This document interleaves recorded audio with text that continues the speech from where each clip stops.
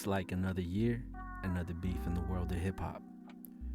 I'm reading through the comment section of the latest beef that everybody's been paying attention to, which is the Kendrick Lamar versus Drake versus J. Cole. It all kicked off when Kendrick Lamar basically came out throwing shots, talking about it ain't the big three, it's the big me, meaning that he is now planting his flag as in, I am the dude, I am the shit. And this is good. This is where hip hop sees its most competitive side come out. This is where we as fans get excited. I remember when Jay-Z and Nas went at each other. Like, that was super exciting. And they kept it on wax. So as long as it's kept on wax, there's really no issues. It's always interesting to see these people compete with each other.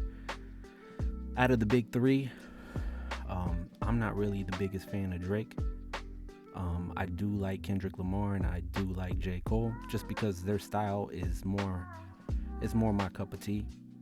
I think that they're all three talented in their own right. Obviously, Drake, probably the biggest artist out of the three. I'm pretty sure he outsells both of them combined, though I could be wrong.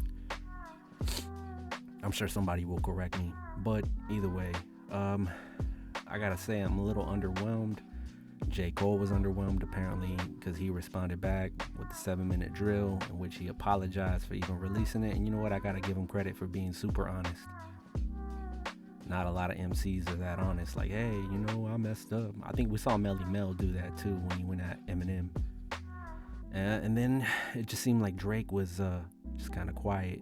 And then out of nowhere, boom, he pops up and he drops this track called Push Ups. And I gotta say, considering I'm not a Drake fan, I actually thought this was definitely one of the hardest records.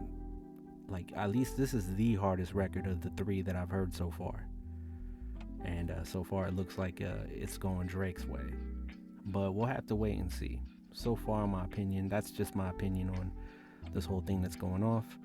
I wish more people did battle each other and weren't scared and, would come out and just compete. Because I love it. It's nothing personal. You don't have to worry about your feelers getting hurt. I just want to say a couple things to the hip-hop fans out there, maybe the younger ones that don't remember, maybe the Gen Z fans.